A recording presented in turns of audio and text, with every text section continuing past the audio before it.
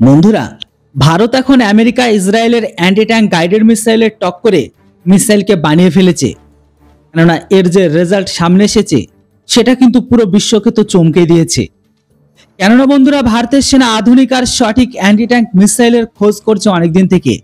তো সেখানে আবার ভারত গোটা বিশ্বের নামি দামি সব থেকে বেহতরিন বেস্ট অ্যান্টি ট্যাঙ্ক মিসাইলকে বেছেছিল, যেটিতে ইসরায়েলের স্পাইক অ্যান্টি ট্যাঙ্ক মিসাইল যুক্ত ছিল আর ছিল আমেরিকার জ্যাভলিন। দুটো মিসাইলকে কিন্তু ভারতের সেনা ময়দানে নামিয়ে পরীক্ষা করেছিল। আশা করছিল আমেরিকার জ্যাভলিন আর ইসরায়েলের স্পাইক দুটোই ময়দানে পাস করবে, কিন্তু ভারতের সেনার কঠোর পরীক্ষাতে স্পাইক আর জ্যাভলিনের যে রেজাল্ট, আর পরেই কিন্তু ইসরায়েল আমেরিকা দুজনেরই কথা বলা বন্ধ হয়ে গেছে। সবার প্রথমে সেনা ইসরায়েলের অ্যান্টি ট্যাঙ্ক মিসাইলের পরীক্ষা করে, আর এই পরীক্ষাটি করেছিল ভারতের রাজস্থানের গরম পরিবেশে। কিন্তু ইসরায়েলের অ্যান্টি ট্যাঙ্ক মিসাইল রাজস্থানের মতো গরম পরিবেশে ঠিকঠাক মতন টার্গেটকে আইডেন্টিফাই করতে পারেনি। মানে ভারতের সেনার কঠোর পরিশ্রমে ইসরায়েলের মিসাইল ফেল হয়ে যায়, আর তারপরে ভারতের সেনা লাদাখের মতো ঠান্ডা এলাকাতে আমেরিকার জ্যাভলিন মিসাইলকে পরীক্ষা করে। আমেরিকার জ্যাভলিন মিসাইলের পরীক্ষা 13 থেকে 18,000 ফিট উচ্চতায় করেছিল। এমনকি আমেরিকার এই জ্যাভলিন মিসাইল কিন্তু পরীক্ষায় সম্পূর্ণ ফেল হয়।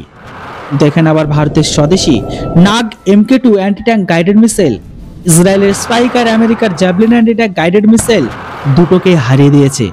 কিন্তু এখন প্রশ্ন একটাই, ভারতের সেনার কঠোর পরীক্ষাতে আমেরিকার ইসরায়েলের দুজনেরই অ্যান্টি ট্যাঙ্ক মিসাইল ফেল হয়, তারপরও ভারত কোনো বিদেশি অ্যান্টি ট্যাঙ্ক মিসাইলের পিছনে দৌড়াচ্ছে।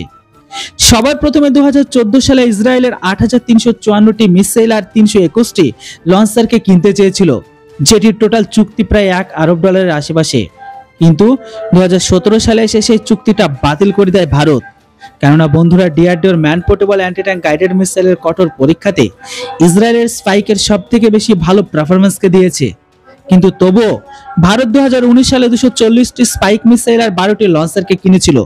কিন্তু তারপরে আবার 2020 সালে লাদাখে যখন ভারত চীন সংঘর্ষ হয়, তো তখন আবার ভারতের অ্যান্টি ট্যাঙ্ক গাইডেড মিসাইলকে কেনার সিদ্ধান্ত নিয়েছিল।